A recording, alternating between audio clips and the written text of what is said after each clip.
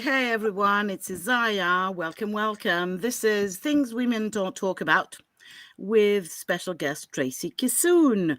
Welcome. So, this is a special edition of my podcast episodes, and we are live, or maybe if you're catching us live, you will see the live icon somewhere. If you're not, well, that's the replay for you. This is being streamed on various channels, and after we're finished, it will also go on my podcast and maybe on Tracy's YouTube channel as well.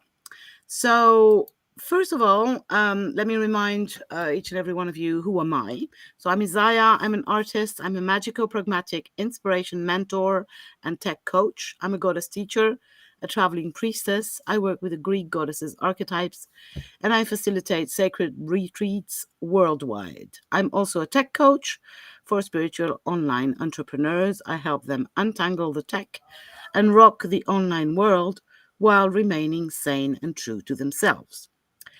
I have a podcast which is called Isaya's Inspiring Evenings, and I've started this new series, which is an interview series, which is called Things Women Don't Talk About. And the idea is to have a conversation with a guest around topics that are seldom discussed, whether because they're difficult or because they're not serious enough to be broadcasted, whether because they're too mundane or too sacred, too dark or too light, too taboo or too fun, because no subject is off the table. And tonight I am talking with Tracy Kissoon. I am so excited to be talking with Tracy tonight. So, in a few words, Tracy is a chartered physiotherapist, the think out of the box kind, definitely. She is a chronic pain specialist, an aquatic therapist, an author, and a speaker. But maybe, Tracy, you want to say a little more about yourself before we proceed to discuss the subject. I'm so excited. Welcome. Thank you. I'm so excited to be here. No, I think that covered it. I mean, it's hard to explain who people are. I think one thing I would say is that I have lived the reality of chronic pain. So my kind of science background and understanding about pain, and then understanding or reaching the parts, the Heinegans of why things were the way they were, and I'll go on and talk about that, really. So I feel suitably experienced to talk about you are I'm pretty convinced that you are. So the subject we are tackling tonight is chronic pain, and chronic pain is one of those seldom discussed subjects outside of the medical professions. And that's why I'm so excited that we take it outside of the hospitals, basically, and we can discuss it in another with another perspective. So I wanted this conversation to be around the reality of chronic pain, but also some of the myths maybe around it. And I hope that we can end this conversation with Tracy helping us find some ways that we can reduce our pain and get going on the rewiring our brains, reducing our pain journey that you are advocating in your Facebook group, for instance. So, yeah, I have no questions. Just, what's the reality? I quite like that structure. So the reality of chronic pain, it's probably the number one health problem in the world, in the developing world. 68% of people go to their general practitioner or their GP for help with pain. Probably of those 68%, maybe at least 30 have had symptoms that have gone on for 6 months or more. Now, it's not just, I think the thing that the medics and the science gets quite caught up with, well, if you've had this for 6 months and one day you are now chronic pain, that is not how it works. Pain is a biological protective function. And in today's world, meshed in with trauma, this is what we're learning. So the central nervous system, pain cannot happen without it. Mm-hmm. That's where it happens, that's where it's processed, and that's where the messages are then sent back to those body parts to say, yes, there's damage. So you know, Mm-hmm. you feel pain, and so you decide about whether you will. Yeah, absolutely. Now the problem is that it loses that function the longer it goes on. It is no longer protective. It is then actually a disease in its own right, because it changes how, and if I get too medical or too Yeah, I'll interrupt.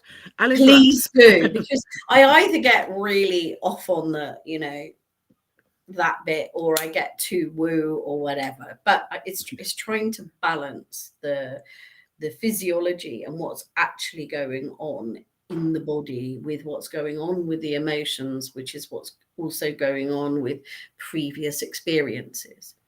Mm-hmm. And the reality is that of the people that are suffering with chronic pain, there's fibromyalgia, which is something a lot of people have heard of.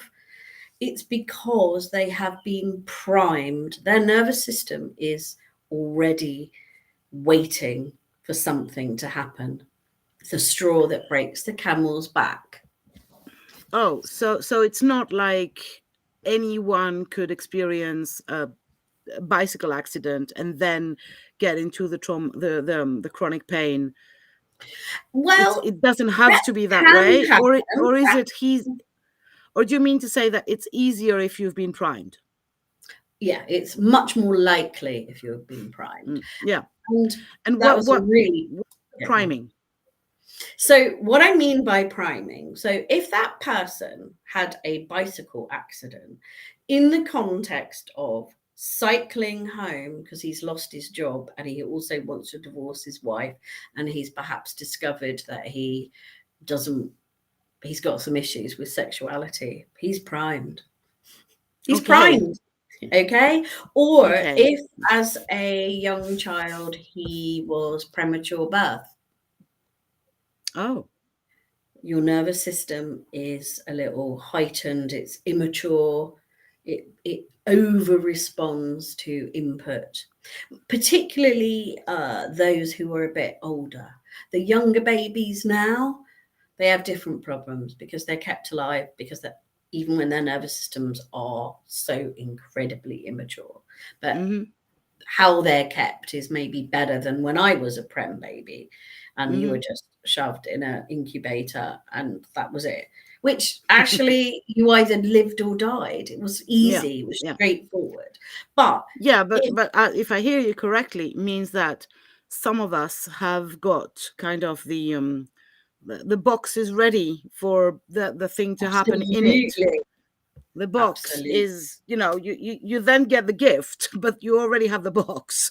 And some others, luckily for them, have less chance because they've not been primed by emotion, trauma, the bicycle guy that we're talking earlier on. So if he goes back home and he has an accident because he's overjoyed and he does because he just got a promotion, he's less prone to falling. Context matters, absolutely. But also, that's amazing.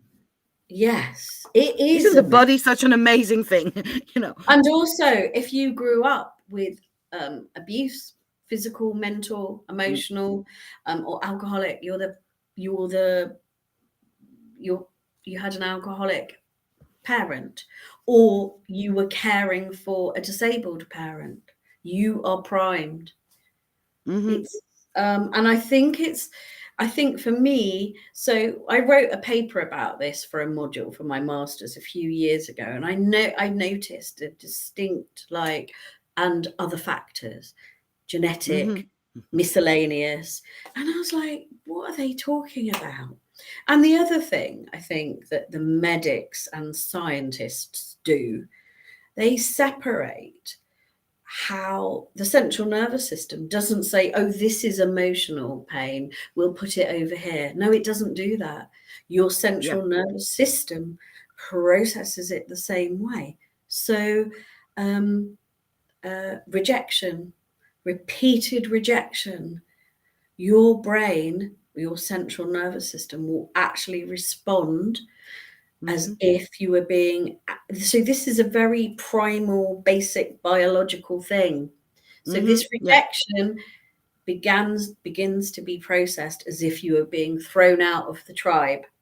And that, we know what happened when we get Mm-hmm. thrown out of the tribe. We did not survive.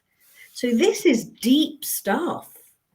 Yeah, but what is completely, you know, I'm kind of flabbergasted. Oh, I love using clever Oh, words I like love that word. I love it with a French twist as well. because it's like, so first of all, it's 60, how many percent? Go again? Because this number, I think we 68%. have to repeat that. Yeah, 68 freaking 68%. percent of people are in pain, which, or at least consult for pain, which is enormous.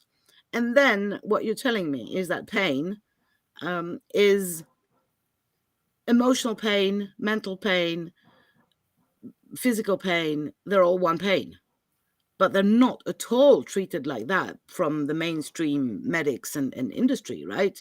Because if you're sad, nobody tells you, you know, that this is pain. It's considered mental health Absolutely. issues. And also, you know, the changes that occur. So the thing that really defines it becoming chronic or it becoming counterproductive to us is when it no longer serves that biological need of protecting you. It works Mm-hmm. against you. And so I think the other massive thing that I've discovered, and I get so excited about it, it's sad, but it's good, is what was the thing that I was excited about? Oh, I've lost it. What was I excited about?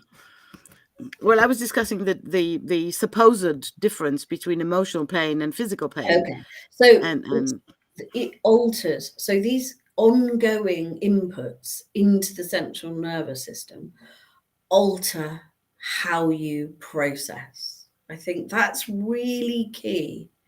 Through physiological mechanisms that are well known, they're well explored. If you want me to chuck in some scientific lingo, I'm happy to do that. Things like I'm not sure it's necessary. What, no, what I think is fascinating is that, so we have a pre-pain or a predisposition to pain that you don't, obviously, you know, we're not saying, and I hear you, that if you're not primed, you have no chance at all of falling into chronic pain, but still you have more chances if you're primed.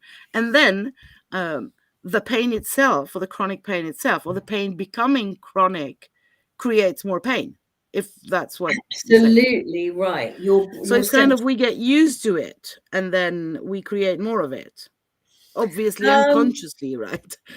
it's well, what happens is then the brain, parts of the brain start to interweave memories, associations that you're not even consciously aware of. So your processing machine changes.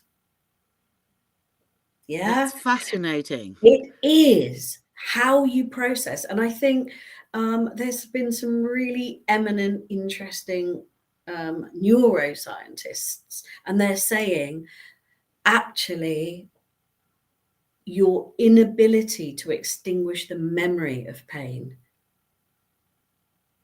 And they call it memory. It's not conscious memory. It's like it's your tracking. They're like viruses, if you like, It's in like your yeah, it's like there's a pathway, a neurological, I guess, pathway that my pain goes, you know, and the whole thing is beyond my control, and I can't turn it off, basically, even though the cause might not be there anymore.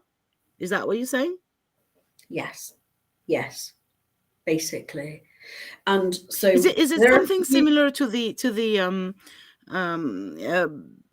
common fact, or I think the well-known fact, that some people who have been amputated still feel the pain in a leg that is not there? absolutely yes, So yes. it's this, but even if you do have all your limbs. Yes, it's that, but slightly different because you have everything intact, but the way your central nervous system, and by that I mean your kind of processing units, your spinal cord, your brain, and the organs, or not organs, the structures within the brain. So there are some key ones. Some of them actually grow. So the ones that sense the danger grow in size. The area of your brain that has higher functions, higher thinking functions, higher discrimination. Yeah. Prioritizing being a really good example. Those actually lose matter. They shrink. Oh, fucking. So literally when we say, I'm experiencing so much pain, I can't think straight. Yes. It's a fact. It's a reality. It's not a way of talking. You literally cannot access your thinking. And another part of your brain that normally processes your internal environment, your heart rate, your temperature, how's things going, Tracy, inside. That faculty, it's called interoception, that also changes. So it starts to think you're in pain and sends out the smoke alarm when you are not. So everything starts to be a bit counterintuitive. It starts to work against you a little bit. And because I do love my sciencey bits. And then there's another part, which what I love, sorry to interrupt, but what I love about the sciencey part here is that it makes it, we said we would discuss the reality and the myth.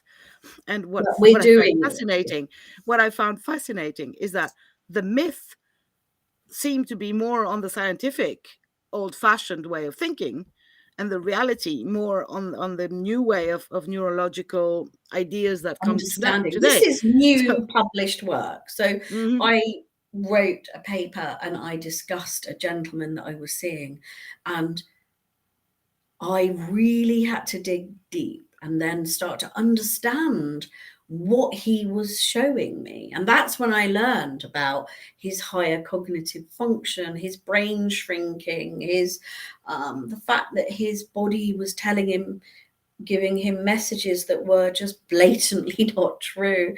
And also this idea that one feels overwhelmed a lot comes from. Now, some scientists might hop on here in a few years and say, that woman was talking about default mode network. And yeah, she was wrong. But essentially, there is this, when you're resting and you're not focusing on a task, okay, your brain connects with other parts of your brain. That's normal. But it's not taxing. That is different from if I'm focused, I'm writing notes, I'm reading, I'm concentrating on driving. So that's termed the default mode network. And we know that also changes, and that the brain never truly switches off or rests. So you get when you're in the chronic pain cycle. So that's 5 massive changes in how you process that have huge knock-on effect. The change. You were talking about the body temperature earlier on. You means like, and mostly we have been conditioned in our scientific world because of this world that we live in the developed countries is very much based on scientific progress and theories. We have been convinced, whether willfully or not, that what we can see, touch, and feel is real, and all the rest is not. And now you're telling me that basically I can experience a different temperature, so unreal. Absolutely. Although I can experience it. I can think that I'm stupid at some points just because I'm in pain. Or I can, you can feel emotionally completely the one thing overloaded. Yeah. Sorry. The one thing that supposedly we can trust, i.e. the signals of our body, are fake or can be. Absolutely. Misleading us. Misleading. And so then, starting to believe in things that are not visible and not touchable might be more real, which, you know, makes for some laugh. And of, so, you know, just understanding that gave me such, I always have had compassion for people suffering, but this just gave me another level of what they're fighting against day in, day out. So it's bad enough being in pain, as I know, day in, day out, but it's all the other stuff, the sleep disturbance, the way your brain just gets completely fried. This is the non-science way of putting it, you know, and the overwhelm and the inability to prioritize tasks. I remember crying over a basket of washing. It just felt like too much. Yeah, I'm sure. It's really so interesting that, you know, that we've again, even on a scientific way, we're managing to dissociate from our bodies again. Yes, One and of I those see things. what the beauty of knowing all of this, I think, is then actually the answers become obvious. Yeah, I guess so. Because guess what? What is our central nervous system telling us? It's telling us that we have become disconnected. We have become overloaded with messages from the outside world and the inside world. It's telling us that our actual structures within our brain, from the membranes that fizzle together and pass on chemicals to the wider physical structures, they change to adapt or maladapt to this crazy new way. And I just think it's so symbolic on so many levels, because literally that person in chronic pain loses themselves, their sense of who they are, how they fit in. They're not nothing, is their whole world becomes kind of upside down. What I think fascinating, or what I find fascinating, sorry, I'm losing my words here. So, is that there are so many, you know, popular sayings around that. But now we've got the scientific evidence to back the people that have been saying that for years, maybe, you know. Absolutely. I'm in so much pain that I can't think. No, literally, you can't.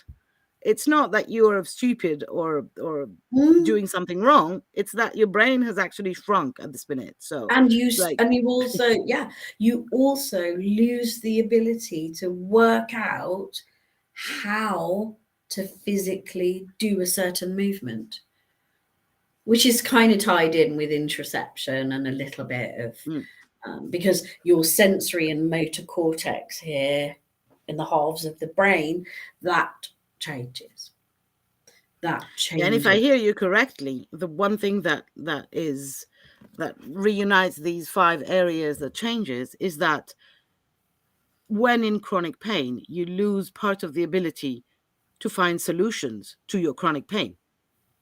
So you're kind of, it's a double whammy, basically. You not only are you in pain, but you cannot access the ideas and the strength and the courage and to actually get out of it or do something about it. So it's kind of a double vicious circle where you kind of and trapped, so like, now I don't know if you've heard of Gabor Mate. He's a Hungarian Canadian. He's done a lot of work around children and addiction and how that changes the brain and trauma. And he's written a new book. Now, he's quite a controversial figure, which of course I love. I'm immediately attracted to that because that's where the genius comes out, where people are willing to go against the grain. Yeah. And he is saying what many people have said, but I guess he says it in this wonderful, eloquent way. But he's saying, actually, and I'm saying this is what I do in my programs. I'm like, actually, you lose yourself, and your job to get through chronic pain and rewire is to go searching for yourself again. Oh, that's beautiful. It is.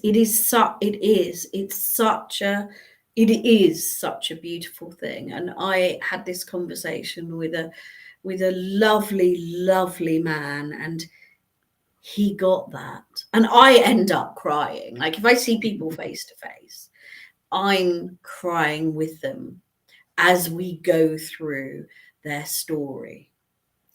As we because obviously, if I hear you correctly, considering the importance of the priming, one of the first things that we could do if we wanted to tackle chronic pain is look at the story, look at where we come from, look at the past and the immediate past, so the circumstances or the context, like you said, before the pain started. So many is where the rest.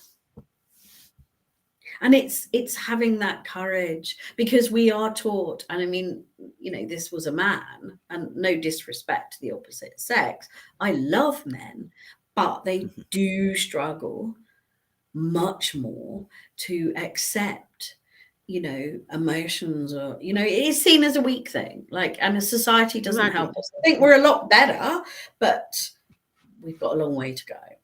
So to help that person and witness their story, that's part of the biggest ways that you can help yourself. If I'm getting overexcited and getting ahead of myself, let me know. No, that's fine. I think you're perfect. I think it makes so much sense. You know, the science is so, well, at least to me, it's so understandable.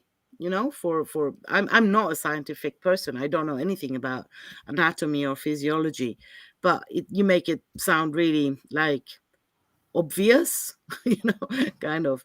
But I'm pretty sure that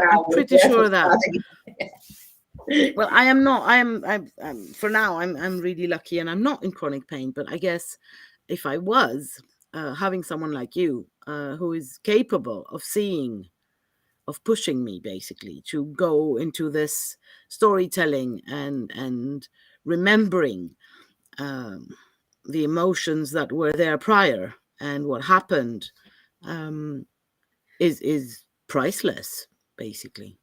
And it's an honor. I've always felt that working with people and their stories and who they are and what they divulge is just like the greatest, most wonderful part of what I do. And I think, so there's a different, you know, there's many different ways to explain it, but the explanation that I use that in a way makes it acceptable, palatable, if you like, is that so I described it particularly to this person like this. Every time you undergo a stressful situation and there's no resolution, or things are difficult, or you have to move away, or things aren't said, or somebody dies in the middle of it, that leaves a trace in your nervous system called a neurotag. And I just kind of put it in a very male way. And I said, my job and your job at this point in time is let's go and find as many it's like Pokemon games, isn't it? Let's find as many. See, I told you. And then I just burst out and I'm just inappropriate. I love it. No, you're not. It makes it so clear, you know. So what you're saying is let's all go, you know, let's spend some time with our own stories and find the tags. And that is like finding the Pokemon. So basically, it's all the things that I can see shining, glowing with suffering, basically, in my story. They, like the Pokemon, are glowing with, you know, whatever they are glowing with. It's like, obviously, that the painful moments or the stressful moments. Yeah, it's not so easy, I think, for people to pick it up themselves, but it's possible. It's really possible. And some people are just better at it than others, because some of us are just very factual about what happened in our lives, and we don't understand the neurotag that it's left. I'm one of those people. Shrug my shoulders and like, oh yeah, well, it is what it is. And you don't quite connect, because it is quite painful. It's quite a painful thing to acknowledge, but it's incredibly liberating and freeing.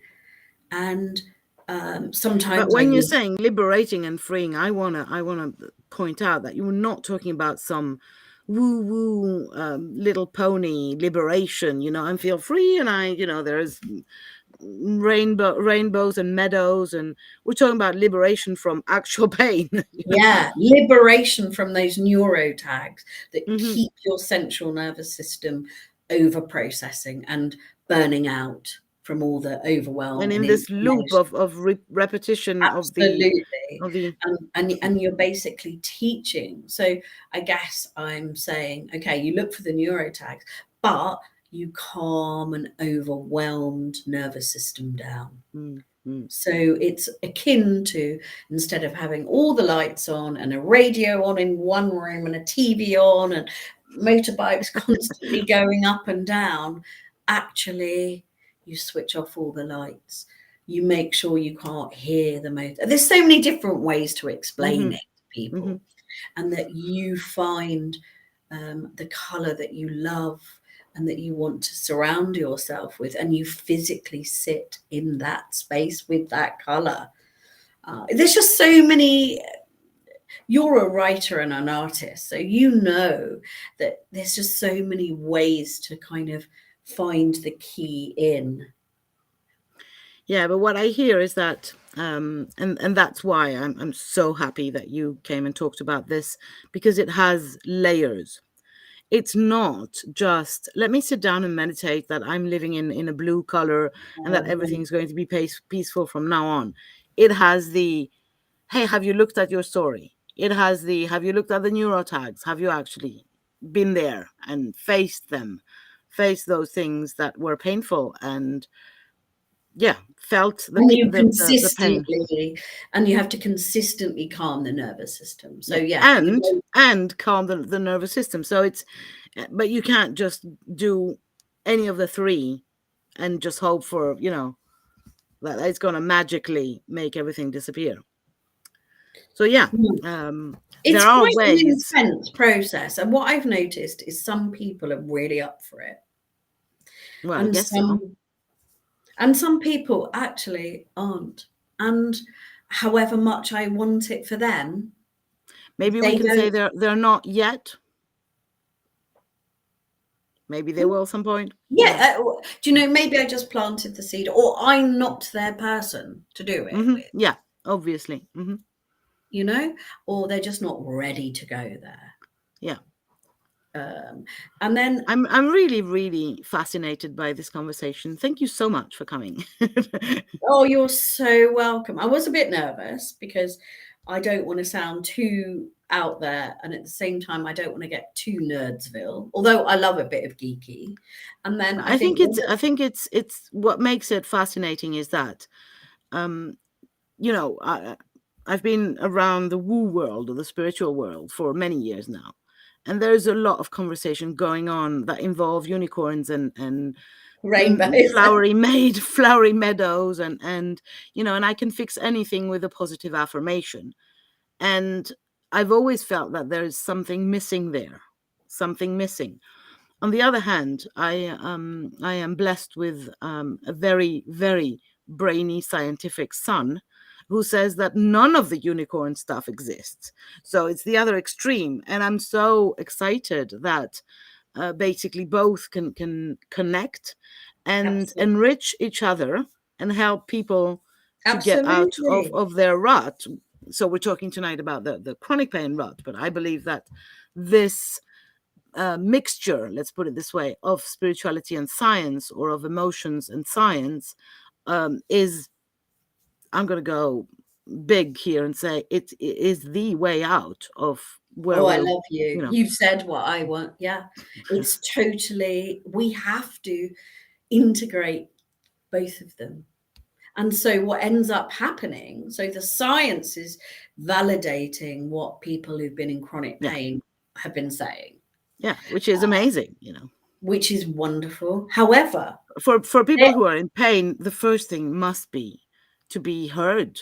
You know, when science says, yes, you're right, that's exactly what's happening, what a relief, you know, you're not crazy anymore. Mm. You're not And crazy I anymore. remember being taught this 30 years ago. Like, listen, we don't know everything yet. This is the philosophy I live by. I'm like, listen, there are no wrong and rights. I'm not here to judge you. Tell me everything, especially if you think it's not relevant. And my job isn't to judge. My job is to help you piece it together and hand it back to you and say, listen, this is maybe how you got here. And these are the bits I can help with. So we've identified, yes, we've got the story. You find where the neurotags are. You find a way to remove the neurotags. Ironically, that's slightly, I wouldn't say easier, but once you know where they are, you can choose what takes your fancy. There are many ways, you know. But the key, I think, that's often missed out, if you leave the nervous system in that place where you've taken the neurotags, they've understood the story and the priming, and they've owned it and they've let it go. My feeling, or the science and what I've learned, both personally and by studying it, is that you must then rewire, because the central nervous system will go, well, you know, we've been doing it this way and you haven't given us an alternative. So we'll just go back to what we've been doing. All right, thanks. That's the way I know how to function. So the rewiring part is key, and fun also, because it really overlaps with spiritual practices and self-love on a deep level. And I was just so happy to send 2 links to 2 books, 2 audio books. Love Yourself Like It's the Most Important Job in the World, or something like that, by Kamal somebody or other. I should be a little more grown up and have reread that bit. And how to unfuck yourself. I love that. And both of them are sort of different sides of the same coin. And it's about changing how your central nervous system has adapted. And you can. That's the most exciting bit, is that you can. Our brains our central nervous systems are freaking off the chart amazing. Well, if they can convince you that you're in pain when you're not, when there's no tissue damage, when there's actually there is no reason, well, then they can do the reverse as well, you know, obviously. Absolutely. Yeah, it's actually, it is for once, there is a linear relationship in this, yes. And so that's where things like meditating daily, so that means that the nervous system stops looking for trouble around every corner.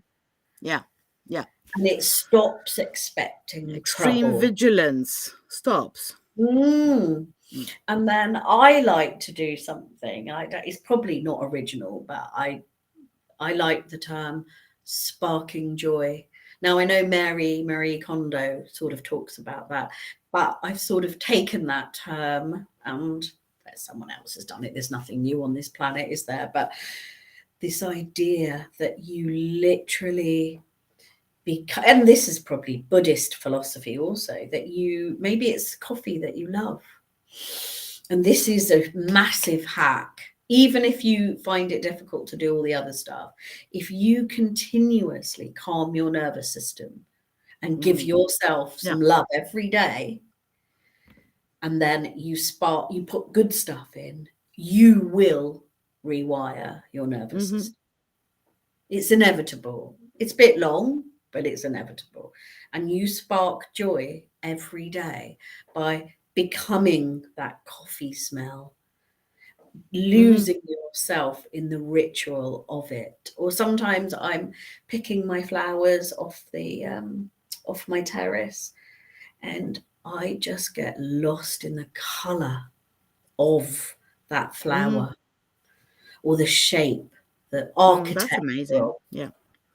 And I can I literally have trained my brain, and it went really quickly because it just did, because I loved this feeling so much. And you literally become one with that color or that flower or that texture or that smell or that taste, and it becomes you. It's just, and that is a spiritual practice, is it not? But that brings you But it's also a calming the nervous system practice. Absolutely. And it's putting the good stuff in. So then it's stimulating the release of good chemistry. And so then you have a decrease in in the chemicals you don't want. So whichever way you look at it, it's amazing. Awesome. And that's just one I particularly love. You can use sound. Well, thank you very, very much for this one, so that we can leave with that. And if some of our listeners are experiencing chronic pain, they can start with that, which is even if they don't, by the way, even if you don't experience any pain, just go and do that. It feels like fun. If you go and do that, you'll unprime yourself. Oh, yeah, that's a good one. That's a good one too. Prime, yeah, how can you unprime? Anyway, it's a good practice to do. Well, thank you very much, Tracy. We've gone on for 45 minutes already, so I'm gonna and I forgot to say at the beginning that carried away. I was hoping for 45 minutes and not too much longer. So thank you very much. I might invite you again, because this is such a fascinating subject. So if you guys want to know more about how to work with Tracy, you will find descriptions and links of her website, her email, and her free Facebook group that has the that's called Rewire Your Brain, Reduce Your Pain.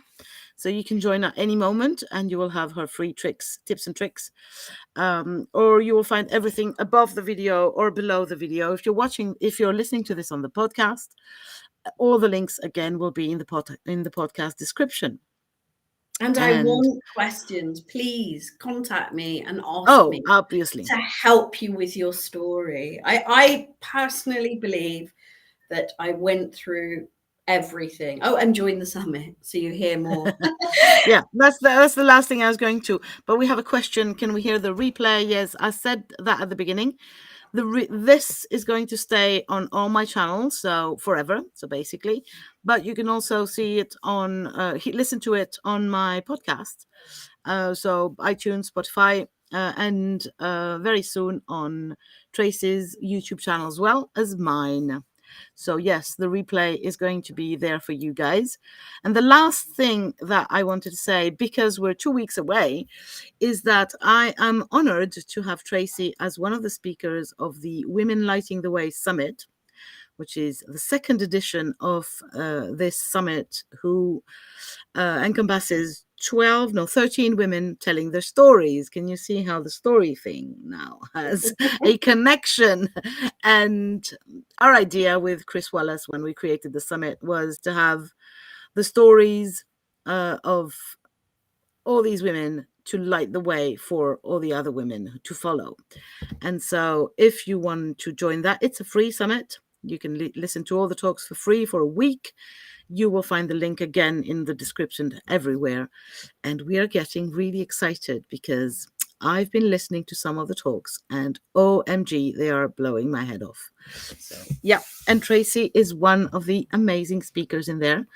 So that's one way you can, listen to her more, which I'm pretty sure you will not have enough with just 45 minutes. So thanks again so much for coming. Do you have anything that you want to add? No, just reach out with me, share your stories. If I can help, I feel like I was put on this earth. I feel like I'm living what I was meant to be doing, putting this stuff together and helping people who are suffering and struggling. And reach out, find a way. There are lots of awesome freebies and gifts, not just from me, but from the other speakers. Yeah, This is amazing. I mean, thank you so much for I this. loved And it. You couldn't not thank you for talking on my podcast. I was going for wider. I was going, thank you for what you're doing for the world. Thank you. And yeah, and I hope to see you soon again. If you guys want to reach out to me, well, you know where to find me. This little podcast thing is going to happen once a month. I have no clue who's going to be my guest in September. If it's you, just reach out to me if you want to be on this, and when you want to talk about things we don't talk about, like chronic pain or Viva la vulva, as I like to call it. Oh yeah, we might go on a vagina episode one of those days. That's a must. Well, thank you very much to Tracy and to each and every one of you. See you around. Bye for now. Bye.